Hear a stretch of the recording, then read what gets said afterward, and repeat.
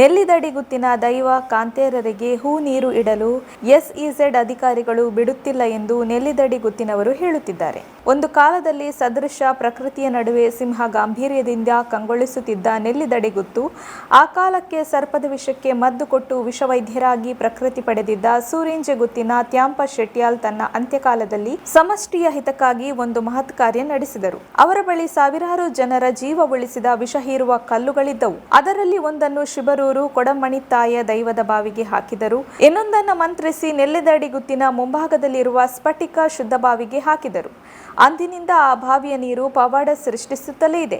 ಹಾವು ಕಡಿತಕ್ಕೆ ಒಳಗಾಗಿ ಜೀವನ್ಮರಣ ಹೋರಾಟ ಮಾಡುತ್ತಿದ್ದವರನ್ನೆಲ್ಲ ಹೊತ್ತು ತಂದರೆ ಈ ಬಾವಿಯ ತೀರ್ಥ ಮತ್ತು ನೆಲ್ಲಿದಡಿ ಗುತ್ತಿನ ಒಂದು ಚಿಟಿಕೆ ಮಣ್ಣನ್ನ ದೈವ ಜುಮಾದಿಯ ಹೆಸರು ಹೇಳಿಕೊಟ್ಟರೆ ಸಾಕು, ವಿಜ್ಞಾನ ಲೋಕಕ್ಕೆ ಸವಾಲು ಎಂಬಂತೆ ಜೀವವನ್ನು ಉಳಿಸಿಕೊಡುತ್ತಿದ್ದ ಜುಮಾದಿ. ಈ ಕೌತುಕಕ್ಕೆ ಸಾಕ್ಷಿಯಾದ ಅನೇಕರು ಇಂದಿಗೂ ಜೀವಂತವಿದ್ದಾರೆ. ನೆಲ್ಲಿದಡಿ ಗುತ್ತಿನ ದೈವ ಕಾಂತೇರಿ ಬಸ್ಪೆ ಗ್ರಾಮಕ್ಕೆ ಅಧಿದೈವ. ಇಲ್ಲಿ ಕಾಂತೇರಿ ಜುಮಾದಿಯ ಗಡಿ ಹಿಡಿದವರಿಗೆ ಗ್ರಾಮದಲ್ಲಿ ವಿಶೇಷ ಗೌರವವಿದೆ. ಹೀಗಿರುವಾಗ ಅದೊಂದು ದಿನ ಸರ್ಕಾರ ಜಾರಿ ಮಾಡಿದ ನೋಟಿಸು ಬಚ್ಪೆ, ಬಾಳ, ಕುತ್ತೆತ್ತೂರು, ಪೆರ್ಮುದೆ, ಕಳವಾರು ಮುಂತಾದ ಅನೇಕ ಊರಿನ ಜನರಿಗೆ 1000 ಸಿಡಿಲು ಏಕಕಾಲಕ್ಕೆ ತಲೆಗೆ ಬಡಿದ ಆಘಾತ ನೀಡಿತ್ತು. ಆ ನೋಟಿಸು ಜಾರಿಯಾಗಿದ್ದು 2006ರಲ್ಲಿ. ಅದನ್ನು ಕಂಡ ಜನರಿಗೆ ಕಾಲಡಿಯ ನೆಲವೇ ಸರಿದು ಹೋದ ಅನುಭವವಾಯಿತು. ಸರ್ಕಾರ ಆ ರೈತಾಪಿ ಜನರ ಭೂಮಿ, ಗದ್ದೆ, ತೋಟ ಎಲ್ಲವನ್ನು ಕೂಡ ಸಮತಟ್ಟು ಮಾಡಿ ಅಲ್ಲಿ ಕೈಗಾರಿಕೆಗಳಿಗೆ ಜಾಗ ಕೊಡಲು ಹೊರಟಿತ್ತು. 3 ಬೆಳೆ ಬೆಳೆಯುವ ಸಮೃದ್ಧ ಗದ್ದೆಗಳು, ಸಾವಿರಾರು ನಾಗಬನಗಳು, ಬ್ರಹ್ಮಸ್ಥಾನಗಳು, ದೈವದ ಗುಡಿಗಳು, ಕೆರೆ, ತೊರೆ, ಶಾಲೆ, ಚರ್ಚು, ಮಸೀದಿ, ಸಾವಿರಾರು ಮನೆಗಳು ಯಂತ್ರಗಳ ಪ್ರಹಾರಕ್ಕೆ ಸಿಲುಕಿ ನುಚ್ಚು ನೂರಾಗಲು ಕ್ಷಣಗಣನೆ ಆರಂಭವಾಗಿತ್ತು. ಜನರ ಭಾವನೆಗಳಿಗೆ ಬೆಲೆ ನೀಡಬೇಕಾಗಿದ್ದ ಅಧಿಕಾರಿಗಳು, ಆಳುವ ವರ್ಗದವರು ಜೆಸಿಬಿ ಯಂತ್ರಗಳಂತೆ ಸಂವೇದನಾ ಶೂನ್ಯರಾಗಿದ್ರು. ಬೇರೆ ಉಪಾಯವಿಲ್ಲದೆ ಹೆಚ್ಚಿನ ಜನರೆಲ್ಲ ಕೈಗೆ ಸಿಕ್ಕಷ್ಟು ದುಡ್ಡು ಪಡೆದು ಊರು ಬಿಟ್ಟು ಗುಳೆ ಹೊರಟರು. ಊರುಗಳು ಅನಾಥವಾದವು. ಆ ಸತ್ತು ಹೋದ ಊರುಗಳಲ್ಲಿ ಸಾವಿರಾರು ಕಥೆಗಳಿವೆ. ಮತ್ತೆ ಕಟ್ಟಿಕೊಡಲಾಗದ ಮಣ್ಣಿನ ಜೊತೆ ಬೆಸೆದಿದ್ದ ಆಳವಾದ ಸಂಬಂಧಗಳು ಒಂದೇ ಏಟಿಗೆ ಕಡಿದು ಹೋದವು. ಅವರು ಹುಟ್ಟಿ ಬೆಳೆದ ಆಡಿನಲ್ಲಿದ ಮನೆ, ಗದ್ದೆ, ಗುಡ್ಡೆ, ಬಯಲುಗಳಲ್ಲಿ ವಿಷ ಉಗುಳುವ ಕಾರ್ಖಾನೆಗಳು ತಲೆ ಎತ್ತಿದವು. ಯಾರೋ ಭಾಷೆ ಬಾರದ ಪರ್ದೇಸಿಗಳು ಅಲ್ಲಿಗೆ ಬಂದು ಕೂತರು.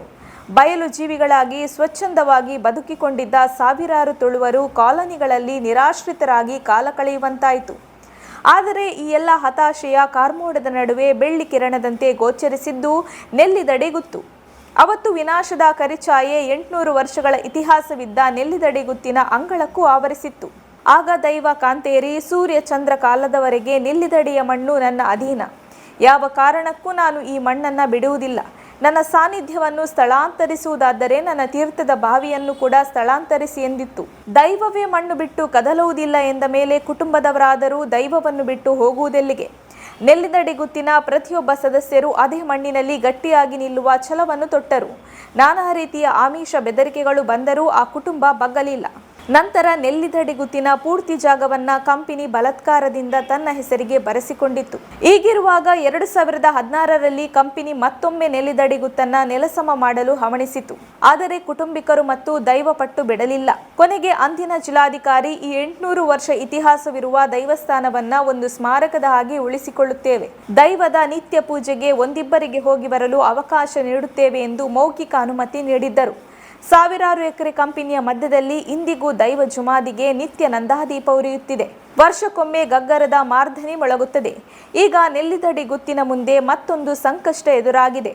ಕಳೆದ ಸಂಕ್ರಾಂತಿಯ ಆಚರಣೆ ವೇಳೆ ಕಂಪನಿಯವರು ದೈವದ ಸೇವೆ ನಡೆಸಲು ಒಳಹೋಗದಂತೆ ನಿಷೇಧ ಹೇರಿದೆ. ತುಳುನಾಡಿನ ಅತ್ಯಂತ ಪ್ರಸಿದ್ಧ ದೈವಸ್ಥಾನದಲ್ಲಿ ದೈವಕ್ಕೆ ಹೂ ನೀರು ಇಡಲು 3ನೇಯವನ ಅನುಮತಿಗೆ ಅಂಗಲಾಚುವ ಸ್ಥಿತಿ ನಿರ್ಮಾಣವಾಗಿದೆ. ಹೀಗಿರುವಾಗ 800 ವರ್ಷಗಳ ಇತಿಹಾಸವಿರುವ ನೆಲ್ಲಿದಡಿ ಗುತ್ತು ಮತ್ತು ಕಾಂತೇರಿ ಜಮಾದಿ ದೈವಸ್ಥಾನದ ಜಾಗವನ್ನ ದೈವದ ಹೆಸರಿಗೆ ನೋಂದಣಿ ಮಾಡಬೇಕು. ಈ ದೈವಸ್ಥಾನಕ್ಕೆ ಒಂದು ಪ್ರತ್ಯೇಕವಾದ ರಸ್ತೆಯ ಸಂಪರ್ಕವನ್ನ ವಿಶೇಷ ಆರ್ಥಿಕ ವಲಯದ ಅಧಿಕಾರಿಗಳು ಮಾಡಿಕೊಡಬೇಕು ಎಂದು ನೆಲ್ಲಿದಡಿ ಗುತ್ತಿನವರು ಬೇಡಿಕೆ ಇಟ್ಟಿದ್ದಾರೆ.